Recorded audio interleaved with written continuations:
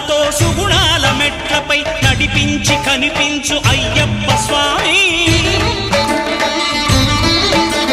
మకర సంక్రాంతి సజ్జోతివై అరుదెంచి మహిమలను చూపించు మణికంఠ స్వామి